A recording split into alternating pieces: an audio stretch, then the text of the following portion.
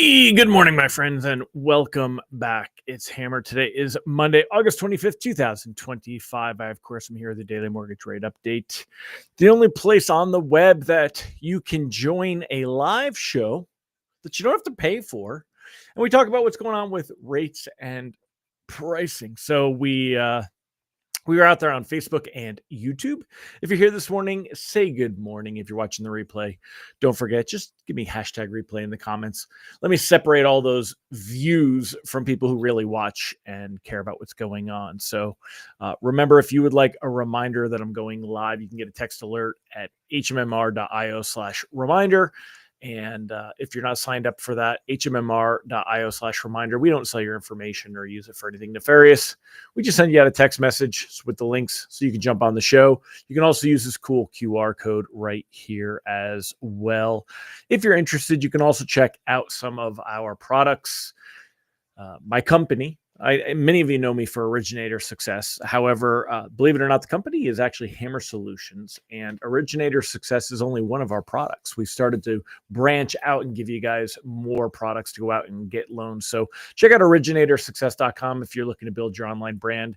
If you want to start getting loans from AI search, which is becoming more and more popular, we are all over that. Also, we have released our new website builds. So go to originatorssuccess.com, sign up for a demo, and Austin will show you all about that one. So, but anyway, that's all I'm going to talk about on that one for now. So if you're here this morning, say good morning. Let's say hi to all the live folks we got here this morning. Good morning, Mark Clark and Randy Tico. Giddy up, sir. Great to have you here. Monica Dinkins. Great to see you as well. Megan Bissell, Julie Lawrence, good morning. Deb Dickinson, Holly Johnson, Rob Stewart, Randy Teagle. Is it cold here? Yeah, it's 61 here this morning. I'm chilly. Actually, I had the door open to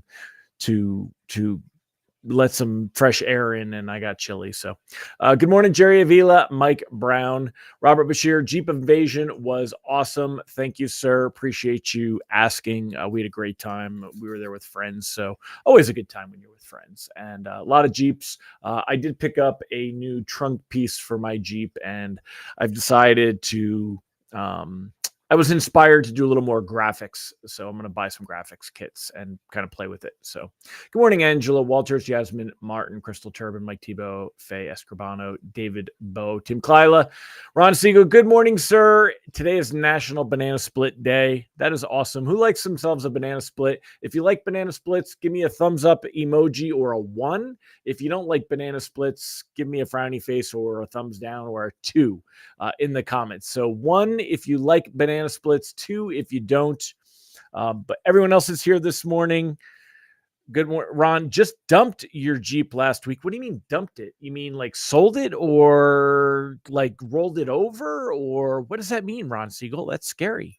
Good morning, Sean Leland in the Pacific Northwest. Good to see you, sir. And Mike Tebow said QR code is under comments. Yeah.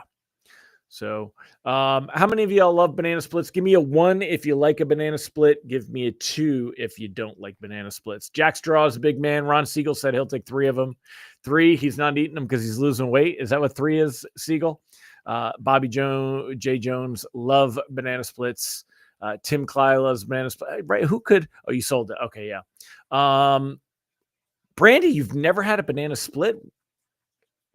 That's crazy. So, all right, y'all keep talking about banana splits. I'm going to jump in and go over the rest of what we got going on this morning as well. So, let's see. Let me share my screen. All right. And I think my computer got turned off, so I got to reload Presentify. All right, here we go. So, let's go ahead and take a look here.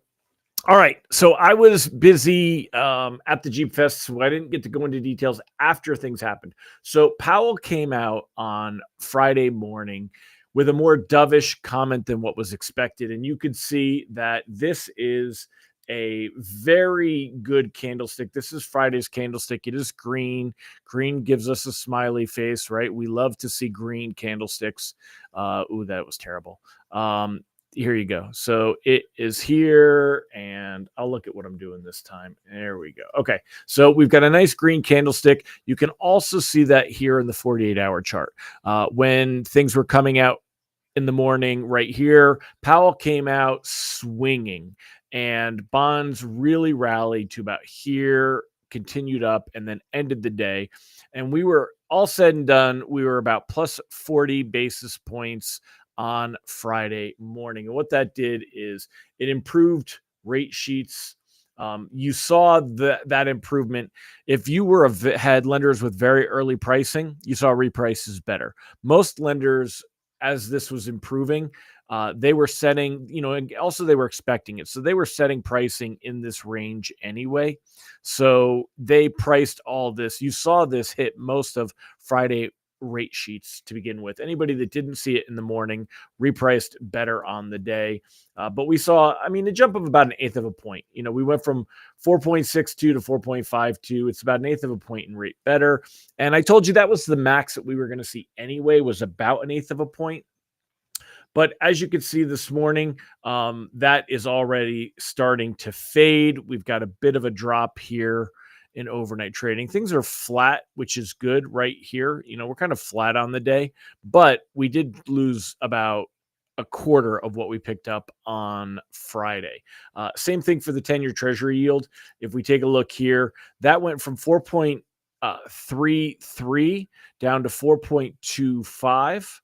Right? So it was 4.33 down to 4.25. And right now, as you can see, we're at about 4.28. So it's given back a little bit of what it is. And for me, because of that, I would be locking anything closing near term, locking most risk averse. I think that it makes sense to just lock up a lot of what is already gathered. We're not seeing that rally continue this morning. And if we take a look here at mortgage-backed securities, let's take a look. Let me pull this. Come on, give me there it is. All right. Take a look here. We are basically, we've this was our high point. We started higher this day. That's what the red candlestick, but you ended the day lower. So we were never really above that line. We kind of crept above it, and now we're back below it. So you can see, and actually, if we push this back to 6 months, you can actually, we've talked about this before, that was kind of that's a terribly, let me do an arrow so I can get a better straight line. There you go. So, even if we want to pull that, look at that. That one really gives you the idea that we had capped it right there, where we capped it back here in March as a high point, and it's fallen below. So there's a lot of technicals going on here. Oh, let me make this full screen so you guys can see the whole thing. There you go. So this is what I was talking about where we were in March. That was our high point in March. We had one day where it was above it, and again, boom, fell right below that. And then we had a big loss, and none of this really matters because this all had to do with different data. But looking at what we got right here, that's kind of what I'm talking about. Same thing for rate sheets. We were at 6.53, on the 13th, which was about a week and a half ago. And that's kind of been our low point. We're at 6.52, arguably a hair better this time, but we're kind of at our best point. So with that said, I would be looking at locking up loans. Let's take a look at what we've got going on for the economic calendar. Let me pull that up real quick and show you what we got for the economic calendar this week. We got the PCE inflation data later on this week. That's kind of important. So taking a look here at what we've got going on, there is nothing for economic data today. Everything starts tomorrow. Even then, you've got consumer confidence and 2-year note auction. Wednesday, there's a 5-year note auction. There's again, so you got really nothing here. You got nothing on Wednesday. Thursday, we're going to get that second quarter GDP. Remember, you get the preliminary number, the revised number, and then the final number. So we're going to get this will be the revised. It'll take me too long to actually, if I don't talk. So this will be revised, and then there's really nothing else of merit on Thursday. You could argue that we've got the 7-year treasury auction, but really not a big thing there. As far as the PCE pricing here, that's quarterly. that you're going to see here. So this is kind of like a 1x, half the X. And then on Friday, we get the core PCE data, the full headline PCE data, but it's the core that's going to matter. This is the Fed's favorite gauge of inflation. Now, if we take a look at everything right now, markets are still only pricing in an 83%, and I'll move this lower so you guys can get the whole thing on the screen while you're watching me. An 83% probability of a cut on this September meeting. Remember, this was up to 99%. Even after Powell opened the door to a Fed rate cut, he didn't like kick the door open and guarantee it. So I think we're going to see what we've seen before, where we had seen this drop all the way down. Where did it? I don't know if I can see it in the compare feature. I mean, we were down here at around 60% a month ago. And then even last week, it shows all those show the numbers like unchanged, but that's because of when it kind of moved. But this was down quite a bit. I think we were down to below 70%. I think it was might have been right below 60% if I remember correctly, but this is still not huge. And as far as the number of cuts, I love how they do like 2.5 cuts. There's no such thing as a half cut, right? But basically you're seeing markets pricing in the idea of 2 rate cuts. We're at 4.25. This would bring us to 3.75. There's a little bit of momentum. I mean, a third that we would see either a larger cut. Mike Morano, Ron Siegel, both have called that they think they'll see a 50 basis point September cut. Market's not really feeling that at all. There is no 50 basis point column at all, and only 85% expectation that we'll even see a cut at all in September. So that PCE data is going to make a big difference for that as well. Like Ron pointed out, it's the same as always. Markets overreacted on Friday. And that's kind of what we've seen. In fact, I mean, what Powell did is he made a comment that their policy was shifting. In fact, here, let me check my text message. Shifting balance of risks may warrant adjusting our policy stance. So he basically alluded to the fact that the labor market data came in so weak, and especially those revisions. And he said that it might warrant adjusting the policy stance, meaning they'll look more at labor market data than they were looking at it as compared to the inflation data. Remember, the Fed's dual mandate, lower inflation, which I say lower inflation because it's higher than what they're looking for price stability. Their mandate is price stability and maximum employment. So, basically they're which one do they need to pay more attention to? Is the labor market more of a concern, or is inflation more of a concern? And last week, after his comments, it looked like the Fed was paying attention to the labor market, but if that PCE data comes in and show, we could see this continue to trickle out. So I would be there. Yeah, Ron says the driver to the 50 basis point cut will be the jobs report revisions in the beginning of September. I mean, that's really, it's a great point, and that's what you've got to decide and have that conversation with your consumer. Are you gambling into that September 5th jobs data, which would be August jobs data? Do we think that we'll continue to see another weak report? That would see rates improve a little bit, probably maybe even another eighth. But that's probably about it. But if that data shows the previous week revisions are stronger, well, then it's going to blow up. And I do feel that there are people that may interpret the data differently than they would have interpreted it before the head of the BLS was fired. Trump wants to have his cake and eat it too. He wants to have a strong labor market and still get lower rates. Generally, you're only going to push rates down when the labor market is weak, but he wants both. So we'll see. We'll see what happens. Sean says, watch the job numbers revise back to give Trump what he wants, and it blows up rates. And that's kind of what I think is a possibility. I really do. So that's kind of where they're at.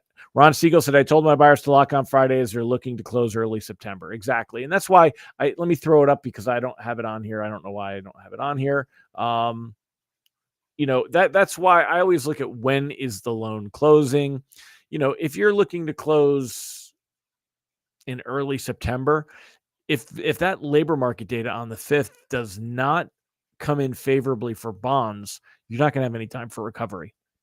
But what'll happen is rate sheets will jump and you're going to have to take those rates. So when you look at the fact, how greedy do we want to get? And I say greedy, joking around, right? But how much do we really want to wait for when you're looking at 6.52 is right there with some of the best rates that we have seen? Where was 6.53? This was the previous best. We're right there. Just take it. Take it. Take it. Even if you locked before that, if you locked it an eighth of a point worse, how bad is that?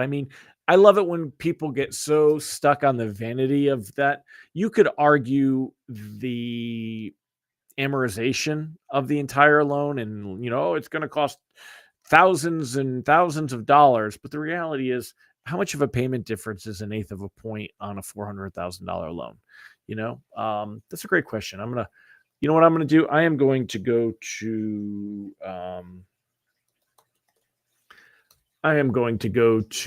our,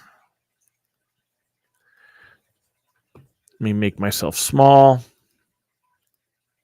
There you go. I am going to our Originator Success website. And on that website, we have a mortgage calculator.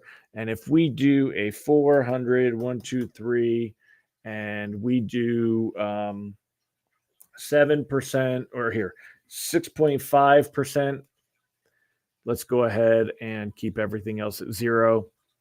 So let's make the down payment 0%. So we've got straight 400,000, right? So a 6.5 payment, 400,000 is 2528.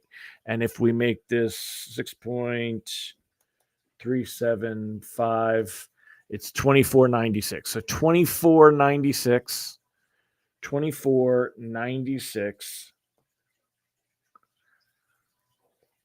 So it's the difference of $60. An eighth of a point is a $60. So it's there, but is it really big? No, actually I'm at 6.6, 6.5. I butterfingered. Oh, so it's not even $60. So it's 25.28 and 24.96. So it's $30. So you're looking at a $30, $31 difference in payment, so anyway, keep that in mind when you're looking at this stuff. By the way, yes, these are our amazing sites with all the cool stuff that we have. And these are designed for dual purpose of maximizing AI search. There's so much built into this for AI search, as well as actually getting people to contact you and to reach out and do a loan. So these are optimized for Google search, for AI search, and all of that. So if you'd like to know more about Originator Success, we're not a website company, but the website is one component of what we do with all of it. So check it out at originatorssuccess.com. Ron Siegel says CPI using over 40% weighting to housing, only 7% of the population moves each year. Why is that weighting so meaningful? Yeah. But all right, my friends, I'm going to wrap it up. Thank you so much. So 55 of you on live this morning. So great to see all of you. Thank you. I appreciate you. And remember, we do this each and every weekday morning, 9:30 a.m. Eastern time. Join us tomorrow, and we will talk about what we're talking about. So, yeah, Mike, I'm not throwing shade at Lead Pops. Lead Pops makes a great lead capture site, but that technology is so far behind what's working right now. The other thing, too, is consumers do not want to fill out forms. They don't want to fill out forms. If you're running ads, you need a lead capture site. Absolutely. But if you're looking for a primary website, that's not the way to go. And these are, I've got all the stuff to back it up. Again, I'm not throwing shade at Lead Pops. Rebel IQ, Andrew Paul, great guy, great company, great people. So, all right, my friends, I'll catch y'all later. Take care. Make it a great one. Bye-bye.